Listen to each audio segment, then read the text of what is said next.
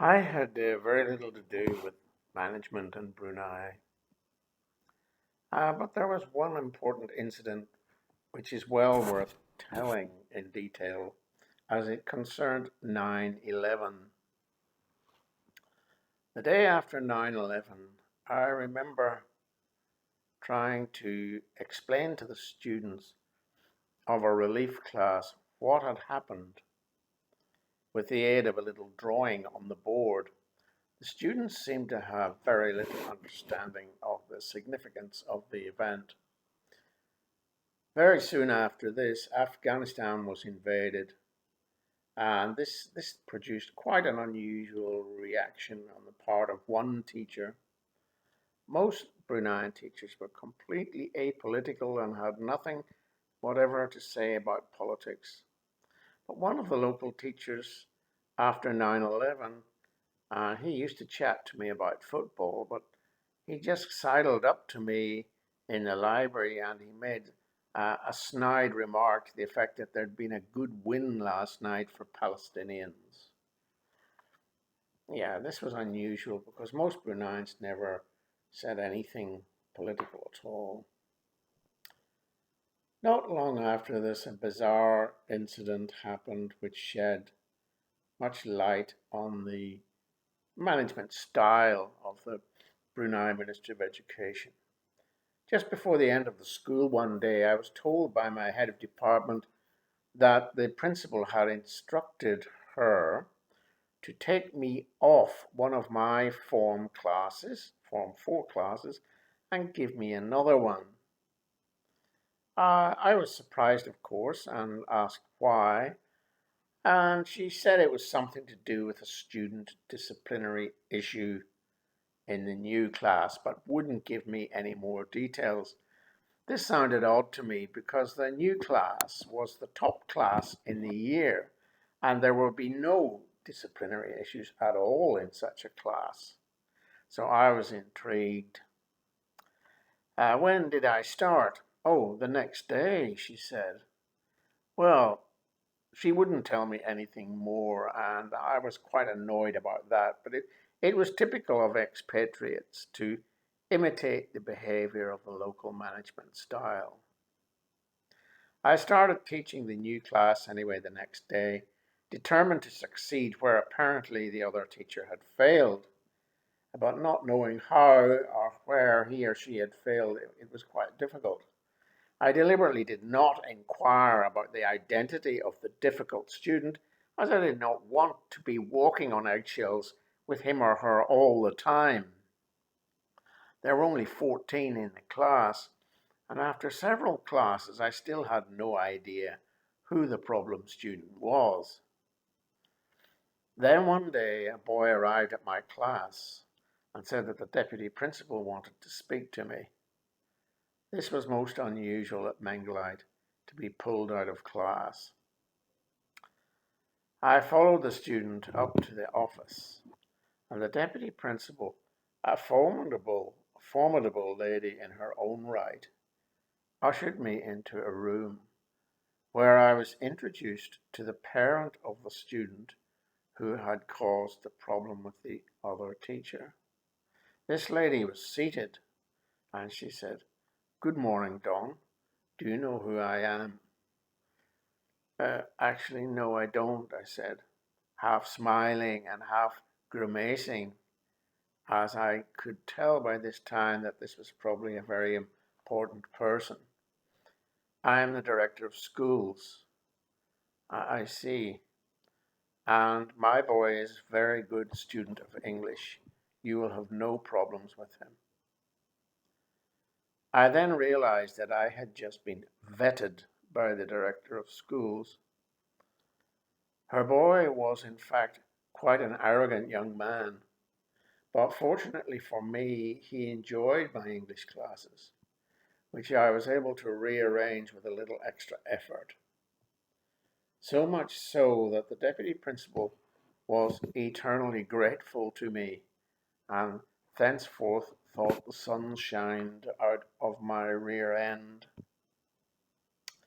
The boy had apparently wanted to discuss the US invasion of Afghanistan with his previous English teacher, who was an Indian lady. This was a natural thing for a young man with an inquiring mind to want to do. But in Brunei, nothing was natural. It was very dangerous for the Indian teacher. So she had forbidden discussion of the subject, and the boy had then complained to Mummy about not being able to discuss it. He had also gone to the principal and complained. I believe the fact that he enjoyed my class gave me protection through his mother in Brunei from overbearing bureaucrats and colleagues and bossy school principals for 3 or 4 years. Eventually, of course, Mummy forgot who I was, and I think I spent the last year or two without that protection again. The boy is probably a minister in the government by now. Most of the staff were really quite pleasant, but there was one who actively disliked me. I do not know why, but she was rude to the point of cutting me cold. Perhaps I upset her over my insistence on the use of the computer lab one day without her permission in order to show a video. I'm not sure. That was the problem. Bruneians were generally very good natured, but they could be touchy and you could upset people without doing very much at all. This lady definitely had it in for me. No, Menglait was pretty good overall, but after 4 years it began to pall. There was simply so little happening professionally, in spite of the debating successes. And yet I was trapped in Brunei at Menglait because I knew the international school was so good for the children and for Maria, who is now teaching kindergarten at the international school. I simply couldn't leave. Regarding the teaching, it was a case of adapting my style to the local style or die. It was a tough environment physically. The school resembled a bombed out Dresden relic, really. It was originally a primary school. The classrooms were old, filthy, ill maintained, and stiflingly hot. Some had fans, but none had air conditioning. It always amazed me that in Brunei, all manner of lowly workers, from shop assistants to waitresses, all worked in an air conditioned environment, but not students or teachers. Most of the kids were hopelessly ill equipped to cope with an academic program which I had studied myself as a student 40 years previously as a native speaker. About 20% of my students could get a bare pass, and about 1% of the final cohort each year got a credit. That's grades A, B, or C. And our school was by no means the worst. The schooling process was clearly just a political sieve to sift out the brighter students who were to become the administrative elite in the government and run the country. The rest of the students counted for nothing. The fact that 90% of the students, quote, failed was of no importance to anyone. Many of the students at Menglait knew they had no chance of benefiting from the system, and consequently, most of them were very poorly motivated.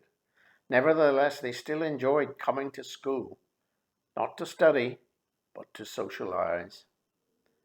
Malays are a playful and very sociable people, and very musical.